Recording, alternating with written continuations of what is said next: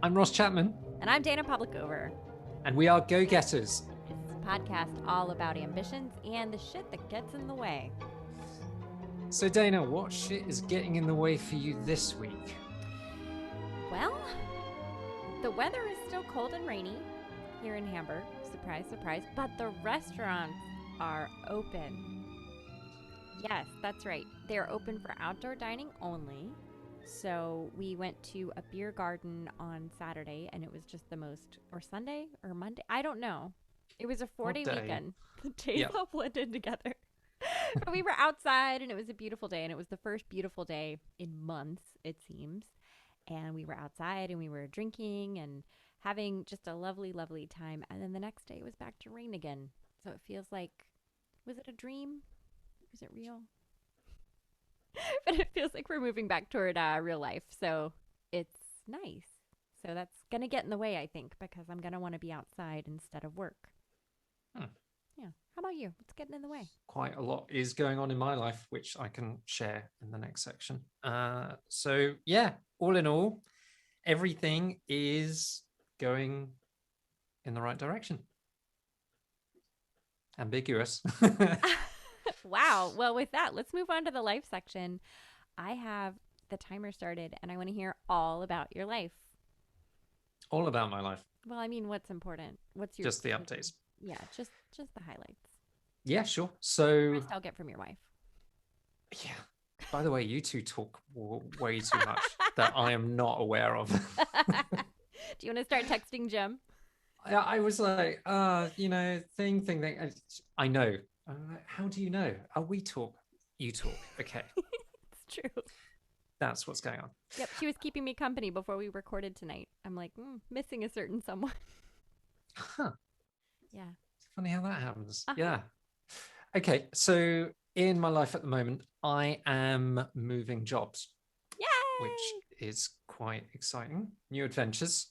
4 years, nearly 4 years of being a head of design thinking at the agency Etch, and I am moving on to being a head of design at a relatively unknown agency. So yeah, that is kicking off next month. So I've got a couple of weeks in between to reset. I've got a trip planned with my son, which I've mentioned on previous podcast, and yeah, shiny new MacBook in front of me right now, and yeah, getting excited for what the next kind of thing is going to be.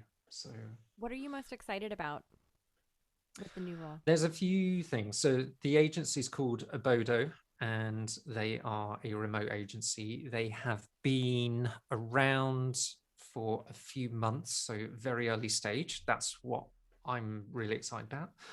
I'm working with the owner and a couple of others, so super small team, which means we can move at pace. Nice. And the key activity that the agency is doing right now is around design sprint. So it is pretty much what I'm very excited by, and yeah, we're going to scale it. So I'm excited by that. I think, as a side note, I'm excited about starting anew and learning new things with new people and kind of being a bit fresh to it. So That's good. yeah, I am excited by that. So that's going on. What is going on with you, Dana, in life? Nothing. Yeah, no, nothing. I'm excited to move in a couple months. I hate paying double rent, but there we are. And just kind of, I don't know. I'm looking forward to feeling settled in this new country and in our new place. I really just I want to get over that hump of feeling like I don't live anywhere. And I think this, living in an Airbnb for essentially the better part of a year. It's been 7 months, and I feel like by the end it'll be 9 months. So it's a really like you could make a baby in that amount of time. Like a whole human person can be made in that time. or two in my experience, right? And so I'm just over it and I'm ready to stop looking at this huge pile of boxes. I'd like to unpack them. I'm pretty sure when I unpack them, I'm going to find stuff like, why did I bring this? Why, Like why did I? across the world. What? But I think about, last year. So I have this. It's called A Line a Day. It's a journal that has just like two quick little lines, and it's 5 years. So I'm Wow. on year 4 now of Huh. writing it every single day. Just what happened, the highlights, something cute the kids said, etc. And I can see like where we were last year, and that's the timer. But really, just seeing what the mindset shift from last year to now, and thinking, what we were doing. We were kind of preparing for this move, and we were really excited and kind of figuring out our new pandemic lives, because in May of last year we didn't really know what was going to be happening. So it's been really weird to relive the pandemic unfolding. I think my first reference of it is back in February, where I talk about, some trips were canceled, and then it really kind of hits in March, and then just seeing, gosh, just how hard it was adjusting to no childcare, and losing that crutch. And I don't know. I don't think we expected to be here a year on, but here we are. Couple of months in the new place, out of Airbnb. That's Yeah, going to be a big shift. it's gonna be a big shift. I wonder how you're going to live differently. I mean, it's going to be your place. Uh huh. It's unfurnished. Yes, we're So you're so going I to have have a to. sofa being delivered on Thursday, so I have to go sit in an empty apartment for 8 hours and wait for a sofa delivery. Okay. I thought you were going to say that's how you test out the sofa before you buy it. You go to the shop and sit on it for 8 hours, and then you know No, it's a good one. No. no, this was Okay. an online purchase, and yeah, so we're gradually buying furniture and having it delivered and going. It's an hour by train to get there, so it's not super convenient, but I'm just so in love with the neighborhood. I love it. Mm. Yeah. So that's it. So let's talk Great. about tools. Tool talk. What is our tool of the week, Ross? Well, I think this week it's got to be Loom. Of course it does. Our favorite asynchronous collaboration tool, Loom. Yeah. Are you the one who told me about Loom? I feel like either I told you or you told me about every tool we've talked about. But we talk about a lot of tools, hence the section. Yeah. I've been using Loom for a very long time, but maybe you have. I think I it's only been termed as an asynchronous tool in more recent months. I don't feel like it started life as, oh, you want asynchronous? Go use Loom. I Yeah, feel but that's how like it. you started using it. So Yeah. I just remembered, flashback.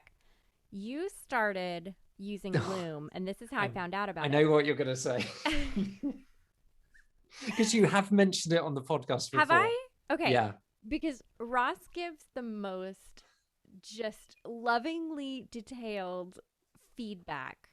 And if you just want like an attaboy, or like this is great, don't send it to Ross, because he's gonna not only just pick it apart, but he's gonna be super supportive in that picking apart. So it's worth it. And his advice is fantastic. It's actionable. It's all, it comes from a great place. But yeah, so he loves to do this via Loom. So you send him a link to your new sales deck, for example. I don't know, just off the cuff, that example. That's what I sent him today, by the way, my new sales deck. And so he'll send you a Loom link back where he records himself almost like he's in a user test, talking through how he experiences the thing that you've sent him with his feedback line by line. So it's great. It's a great tool. The way Loom works is it records a screen.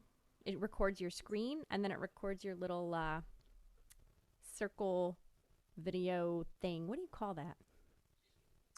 Video avatar. I Video avatar. That's could great. be that. Yeah. Yeah, yeah, yeah. Like the webcam version of whatever you're doing in It's the picture in bottom left hand picture. corner. Yeah, yeah, Yeah. Picture in picture of like your little face and the screen so you can talk through it and everybody can see you at the same time. I love it.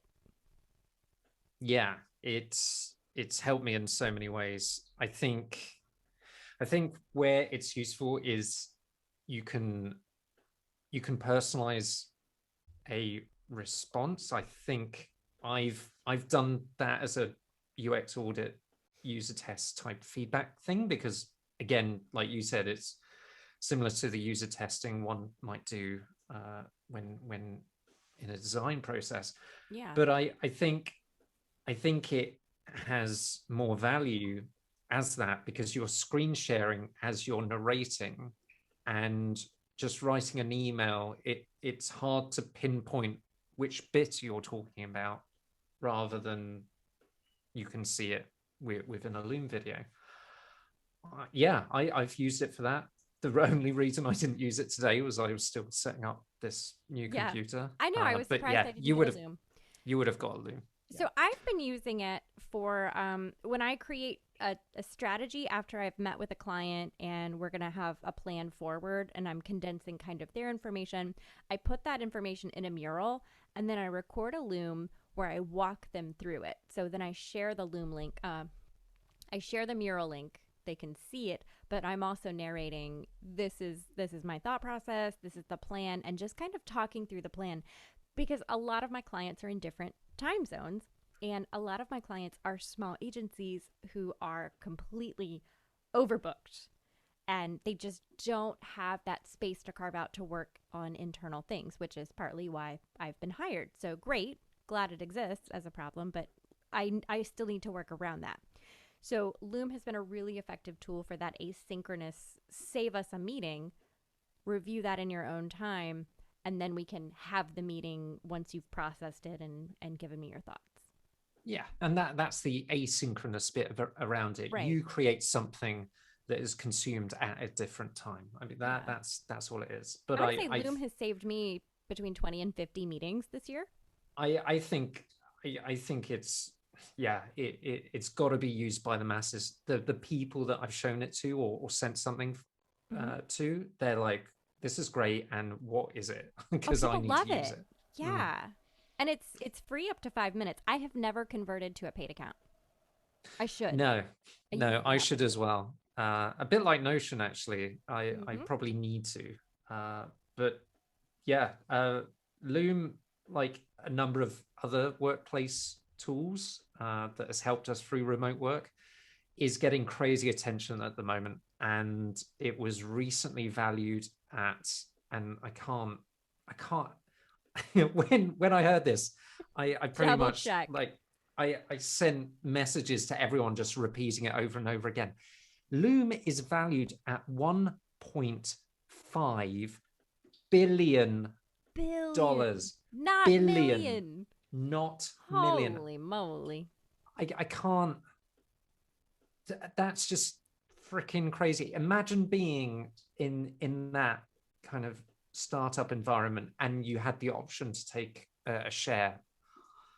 I mean, it's worth an incredible amount. And Absolutely. if anything, if people are looking at getting involved in investing in startups or trying to work out where the attention is right now, when you see valuations like that, Mm. that's where the attention is right now. Yeah, but once it hits that point, it's pretty much impossible to get equity. You gotta Yeah, spot it before it comes. I just think it's incredible. Okay, Uh let's yeah. speculate. Who would acquire Loom? Because I This really is enjoyed like this. This is our new thing. I want to see who would buy it because I think we were right on with Canva. so Canva, we said MailChimp, and we Instagram. couldn't we couldn't understand why Instagram isn't helping in the creation of Uh a lot huh. of the content being shared. Who who do you think would buy Loom, Dana? I mean, Google. But I think they wouldn't buy it. I think they would like absorb it and try to do their own project, and it would be like a Google Hangouts thing, where it would just never take off. Woogle? Google? Woogle? Don't make fun of my kid. Do you think Google?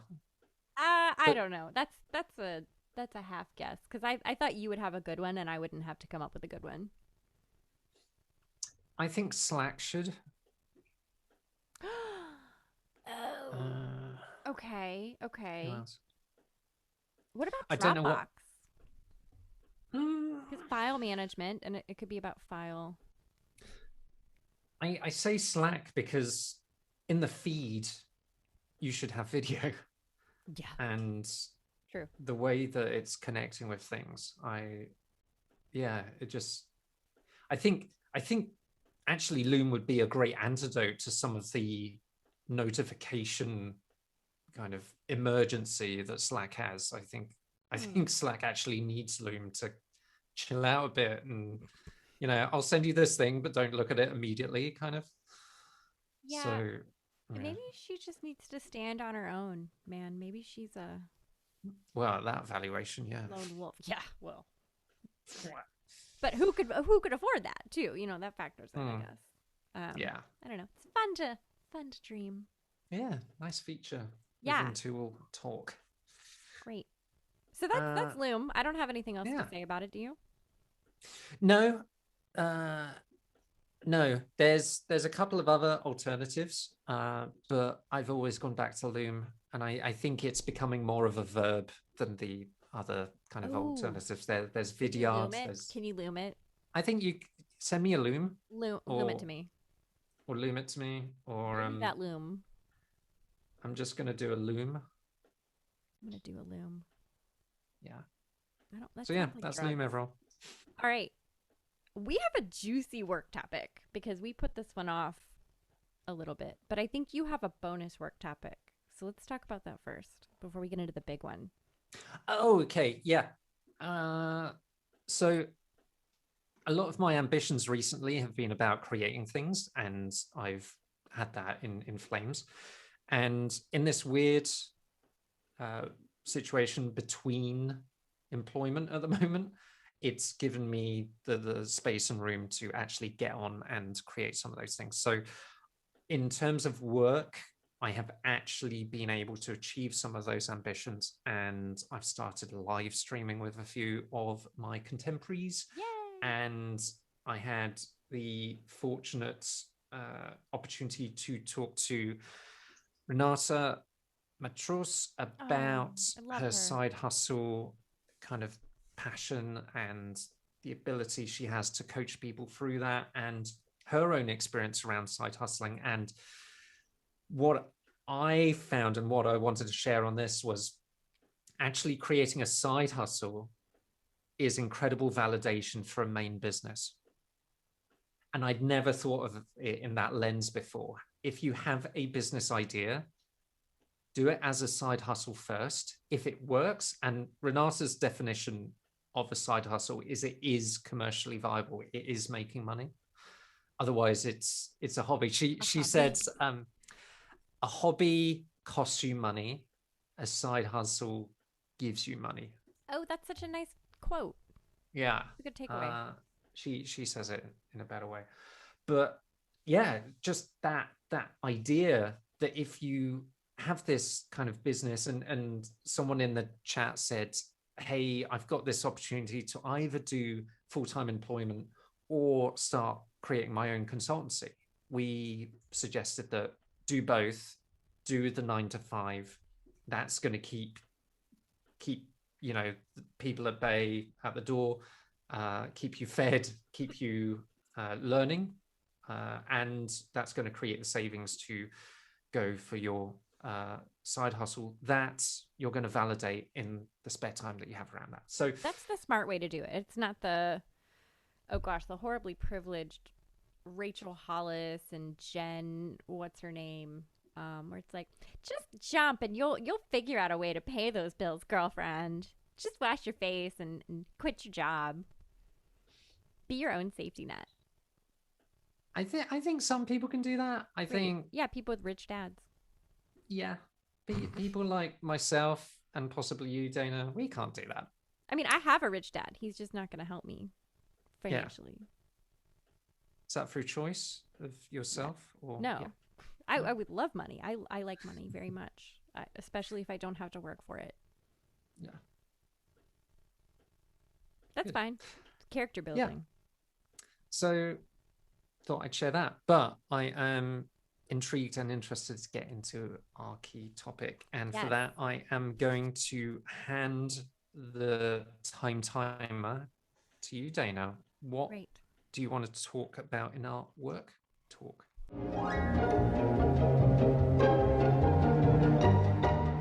We're going to talk about this labor shortage. Yeah, big topic.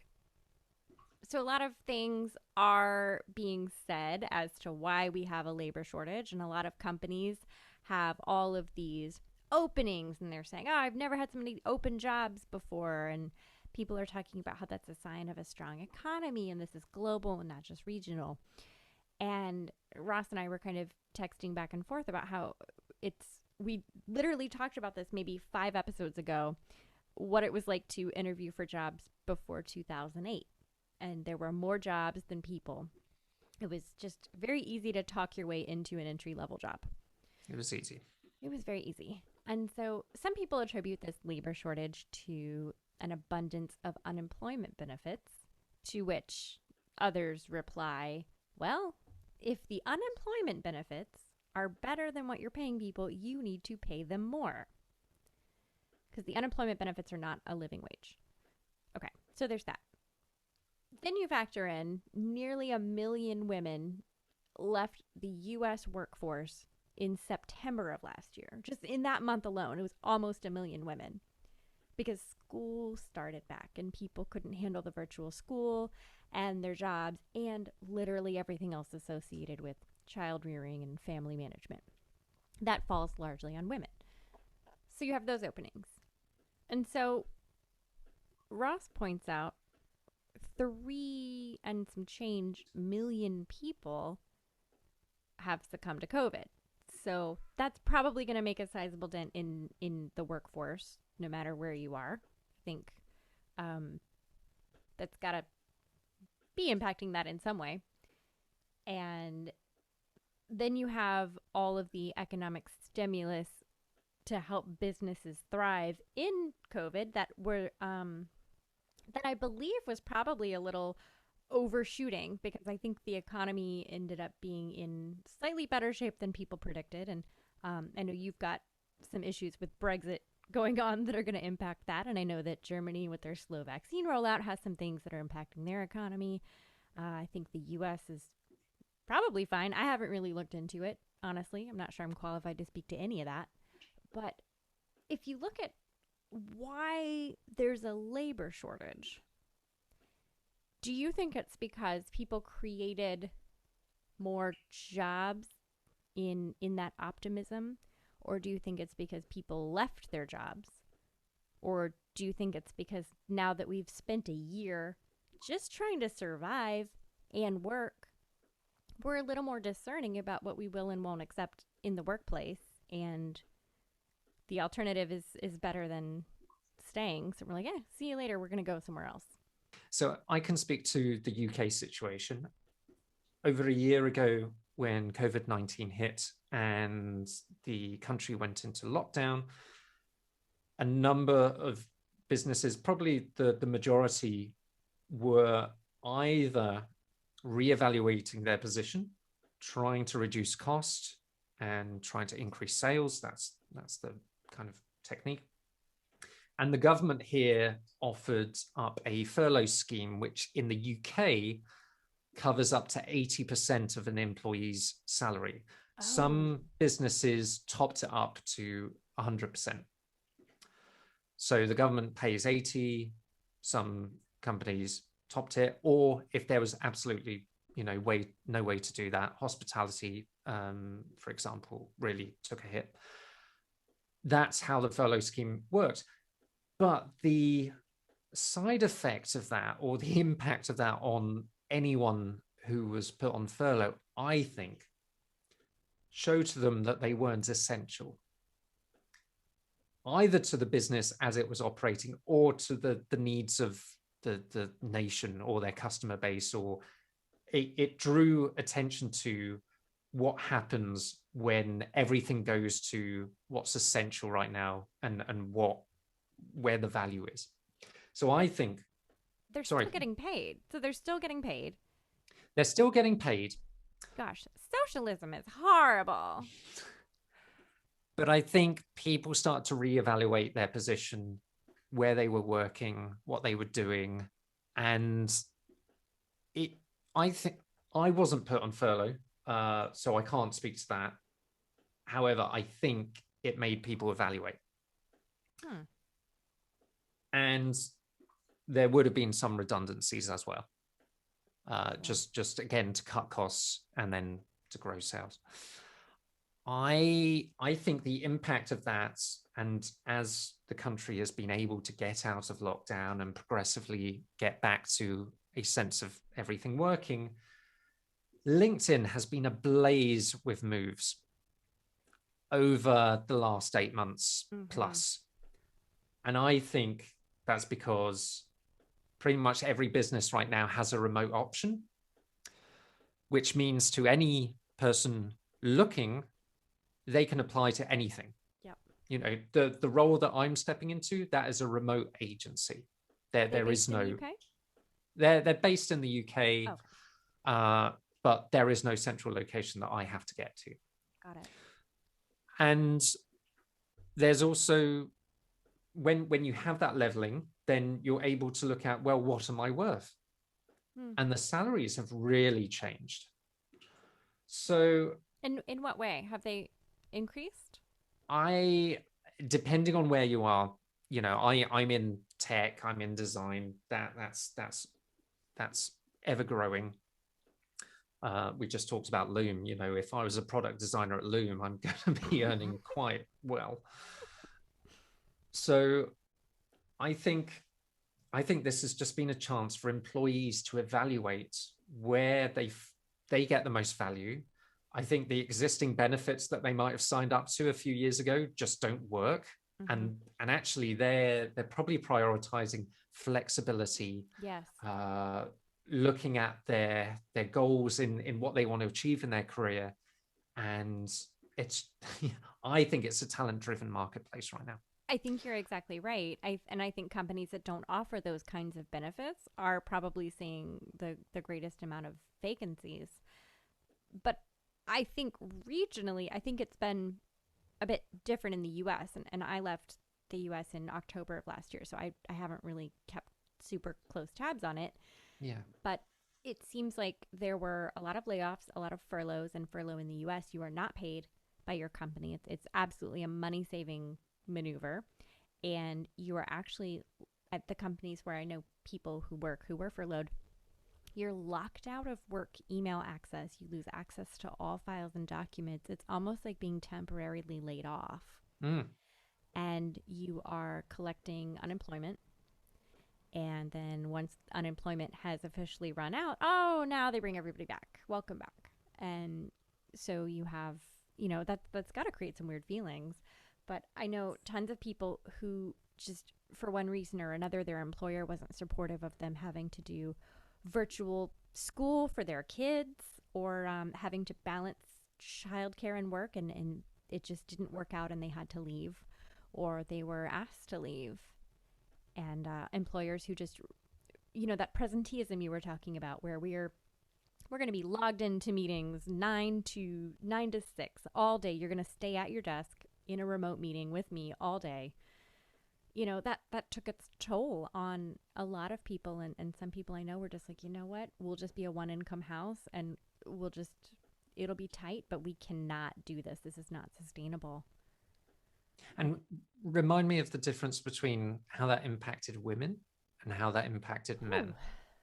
Ooh. Well, I would say that traditionally, and clearly, as we've said, I have a very non-traditional home setup because my husband is a stay-at-home father and I'm the primary breadwinner. But traditionally, women tend to bear more of the burden when it comes to childcare and household responsibilities. And there's the whole mental load, like who needs a birthday gift and who needs pants and whose mother is, I don't know, whose mother's birthday is it, that kind of thing. And while I still do a lot of that, I'll say that Jim kind of handles most of the childcare, getting them off to school, etc. And I fill in as I'm able to. And I think disproportionately, women seem to bear that burden, at least in the U.S., in traditional um, cisgendered heterosexual relationships. So, I mean, just I remember in October or November when that article came out in the Times, it said, it was like 900,000 women left the workforce that month. And that was the month that school went back. It broke my heart because I see it so much as a setback, you know? The the headline on CNBC was "Women account for 100% of jobs lost in December." God, so I mean, it kept going. And if you think about, first of all, how hard it is for those women to get back into the workplace, how hard it is because you're already paying the mom tax. You took your freaking 6-week maternity leave in the US, and that hurts your job.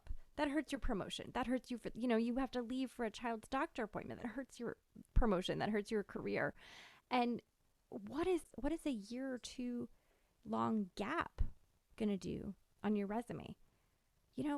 How are you going to, even if you're like, COVID, sorry, had to be a mom for a year. That is such a setback. And you're going to be in a pile of candidates with no gaps in their resume. They're going to be people who didn't leave their jobs, people who are single or child free, or for one reason or another just weren't impacted by all of this. And there's no system in place to account for that. We still have artificial intelligence sorting our resumes. And think about how, like, I don't think a woman who furloughs herself, for lack of a better term, is going to see the same opportunities. And then you think about, like, what's that going to do to our family dynamic? What we've fought so hard to accomplish, this equal sharing of household responsibilities.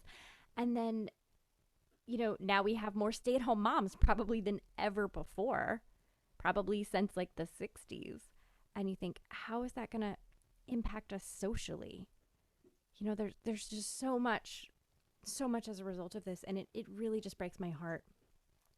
Just seeing so many talented women that I know personally who have just said, I can't do it. And, there's shame associated with that. And I don't know, like, I'm going to cry about it now. I feel so, I'm incredibly privileged to be able to have this very flexible work that I've carved out for myself, and I'm working, right now I'm working 3-day work weeks because that's, that gives me the balance and the time that I need. But God, I don't know. I don't know how we're going to bounce back from this. And I'm guessing the interviewers, less of them are going to be women as well. Yeah. If 100% lost their jobs, then, is it going to be more of a male-dominated workplace that anyone's going to be applying to? There's going to be less understanding and less flexibility because the people who needed the flexibility left to claim it. And then you think about, like, probably C-suite women were disproportionately affected. They are probably staying where they are. But then you have the middle management and the lower management, the people who could be groomed into those executive roles. And they're not there. They're not going to be there to step into these roles. So you've lost now the seeds of future female executives because of this bullshit. It's devastating. And it's going to have a cultural impact that's going to last 30 years. I wonder if there's going to be more women like you, though, Dana. There's no women like me. I mean, not like carbon copy. But of course, I do. No, what do you mean? Well, in the same vein as talking about Renata's side hustles, maybe this opportunity where those gates are kind of bolted shut, and maybe they have the skills and possibly the motivation. Well, actually, a lot of it comes from necessity. Yeah, sure. You're I like, do I need wonder to make whether, money. Let me do yeah, it in I my own wonder way. if there's going to be kind of kitchen table businesses being kind of generated right now. I hope to God they don't join MLMs. Please don't join an MLM. Don't do it. And I feel like there's probably going to be an uptick in people taking those like $10,000 coaching courses you were talking about. the These are not one get rich with quick schemes. the one with the free webinar with the discounted offer. If you buy in the next 48 hours. Yeah. But you know what, though? Those work. They totally work. An urgency to buy is a completely effective sales method. You know, we talk shit on them, but that's a completely reasonable, and like, it works. People use them because they work. Yeah. You can also call 100 people, and 5 of them will probably become your customer. I think brand is better. I would rather build brand than use a mechanic like that. Yeah. I see its merit. I've definitely used it. I've done it, and I've helped other people set it up. And I think for some businesses, it's a completely that makes sense for them. It does not make sense for me. Yeah. I hope there's peer groups being created that are supporting each other, kind of like a neighborhood accelerator or something. I like that. Just to get things going, because I mean, where do you have the time and the energy? If you're doing childcare as well. God, it's exhausting. Yeah. I'm only doing about 3 hours of childcare a day, and I'm exhausted. I can't imagine.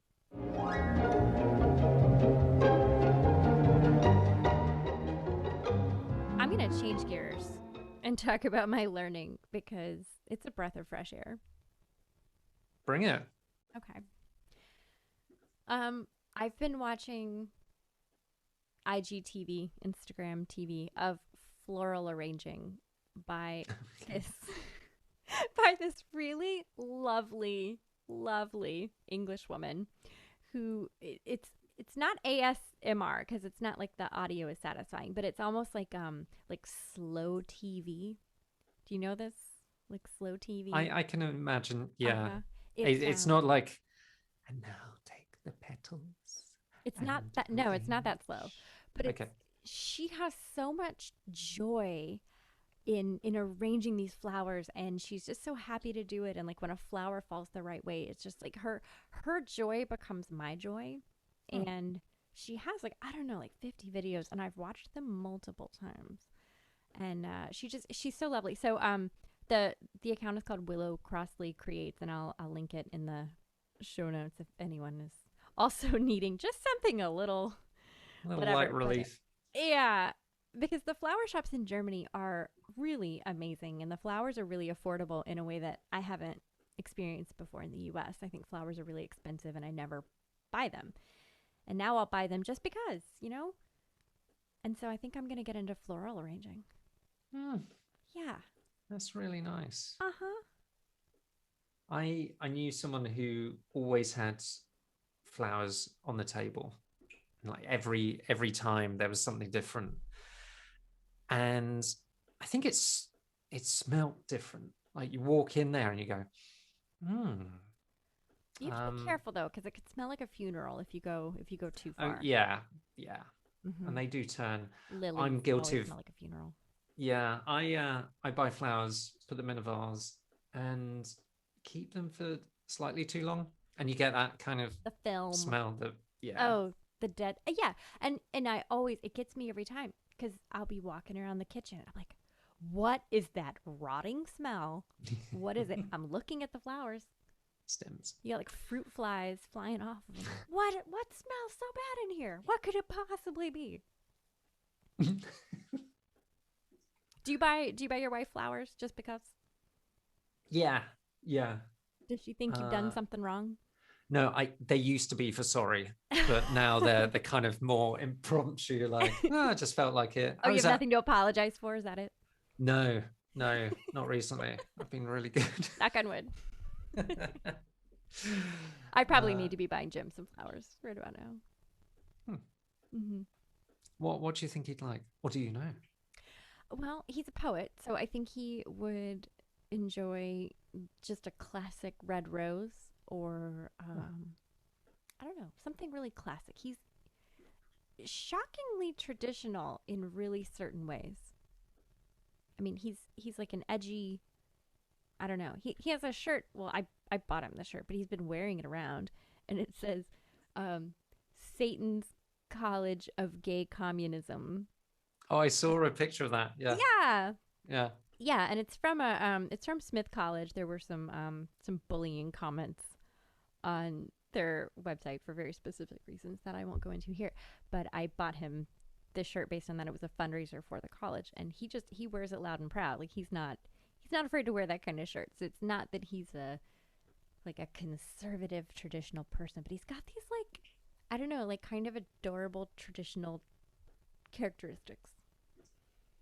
So I think a classic flower, like something really classic. Mm, He nice. might even like carnations, though I would never buy them for him. I need to learn the names of these things. What do you normally buy? I just see something that I think looks nice, and then if I find that I'm buying the same thing, I've got over the fact that you're pulling them out of the ground and they're dead. Like I'm over that. Um, but That's depressing. Way to yeah, take all the fun out of flowers, Ross. just dead plants. But yeah, I just change it up now and again. We got a kind of yellow white set at the moment. It's kind of Yellow white springtime. set. Yeah, Got it. I have no Daisies, idea what they are. potentially. No, don't know. I'm a big fan of the peony. Mm-hmm. Very expensive. Real beefy flower. It's like the steak of flowers. Yeah. The steak of flowers. I'm only just understanding plants, well, house plants. So yeah. Plants have been my kind of go-to gift. I'm really into like sending a thank you, like a tangible thank you to people, and I've had a lot of people in my network really come through for me in the last couple months. So I've been sending potted house plants instead of flowers, so it lives a little longer. But Hmm. I realize that may also be kind of presumptuous because it's like, Look after it. right, here's a thing to keep alive for the next 6 to 30 months, if you dare. Anyway, Anyway. so your Right. ambition last week, Hmm. it's I can't read. I don't understand what that means. Go ahead. You read it. So my ambition last week was to do a remote facilitation state of blog post. How'd that go? I didn't do it. Oh, I wrote the title in a Medium draft, and that's as far as I went. I feel So like that's a big commitment though, because you're claiming the space. You're gonna come back to it. It's a yeah, hard start. it's Not a like an hard easy start. start, but like a solid start. Yeah, I should probably postpone it and build up to it. Mm-hmm. Uh, but yeah, I feel like it's a space that I can dominate in. So yeah, what was your ambition? Uh, my ambition was to focus on clients with no extracurriculars. Hmm. I started building a website, so It's a didn't. solution to most things. When in doubt, build a new Build a website. website. And Gosh, you've done it in Webflow, I which is have at your newish to you. urging. I think that's a tool we should cover at some point. Okay. Yes, Hmm. and I'm quite clumsy in Webflow, and I'm not in the flow, so to speak. I'm, I've used every CMS ever, probably. It's been, in my 25-year career of building websites, starting with GeoCities and AngelFire, and just when I learned HTML using Adobe, gosh, what was it? Firecracker? What was that thing called? Well, I use Dreamweaver. Dreamweaver. But what was, yeah, Yeah. no, Dreamweaver I totally Uh, used. Fireworks. There was something where you integrated I like Flash. Firecracker. That's Yeah, good. it was Firecracker. That's what it was. You integrated Flash animations into it. Okay, yeah. I built Flash sites. I did Joomla. I did Drupal. I learned a little bit of CSS and did something or other, something there. And then I moved into WordPress. And that's where I've That's where stayed. you stayed. That's where I've stayed. So I've been committed pretty hard to WordPress since I'm gonna say like 2007, 2005. Mm. A long time. And I've tried Squarespace and I've tried, what was the other one? Um, Weebly. Weebly? Weebly. Remember them? Yeah. But Where no, you put I your always go back. logo? Wogo. I put my Wogo on my Weebly. Uh, so yeah, so that's the long story of I've been around the proverbial website block and I know what I'm talking about. I'm like Okay. as codey as you can get for a non-coder. So saving a lot of the content for a future tool What? talk, Yep. what was the context of doing that You told me to do investigation it. and stuff? You told me Well, to try Webflow. And actually you yeah. did, and friend of the podcast, Michael Parker Chavez, and also I think David Hall too. Were both Webflow people who suggested it, and finally it was time to try it, so I did, and very clumsy in it, very slow in it, and not really feeling on top of my game. So it's taken me a lot longer to get things looking where I want to. Yeah. What about you? Do you have a Cool. new ambition? Yeah. So I'm going to play it a little safe. Okay. So it's my daughter's 13th birthday Ah. on Friday. And we've been kind of looking at what she'd like. And thank everyone that she actually wants a bicycle. And we have identified what she wants. It's called a bobbin brownie. A bobbin brownie. Bobbin brownie. That And sounds made up. That sounds like a it, person making fun of a British person. yeah. And it has a basket and it Ooh. has a kind of kickstand, and she really likes the pink one. There's a blue one and another one. I'm a cheapskate, so I'm scouring Facebook Marketplace for really good deals. Mm-hmm. And yeah, I need to achieve that near or around her birthday. Doesn't have to be on the day like this big unveiling. She's 13. She's like, She's too cool for that. I don't need surprises. So that is my ambition, and it has to be achieved. Otherwise, I'm a bit of a loser parent. Okay. I think you're being a little hard on yourself, but that's an ambition. Right. Yeah. So is this part of living vicariously through your kids as well? Is this the kind of bike she can go on bike rides with you and your son, or is this just a pleasure bike? This is a pleasure bike. Before we close out, I Yeah. want to shout out to guess what? We have some fans.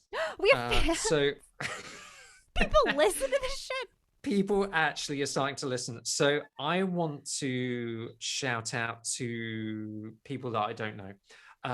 Sam Capra said, Ross, love the Go Getters podcast.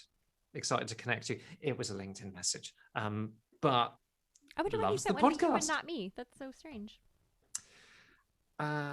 Maybe he likes podcast. me more. I clearly, yeah. But you shared some content recently and got some comments on it as well. Oh yeah, Micah Copens, friend of the pod. Micah. Yep, gave us a great shout out on Instagram. Got a couple new listeners through there. Yeah. Mm-hmm. Brittany. Oh yeah, Brittany. Brittany said boom. She did. It is true. And yeah. Yeah. People actually listen to this. People are listening. Well, that's great. We'll keep doing it then. I mean, we were going to do it anyway because I don't know about you, but I love the sound of my own voice. So, yeah.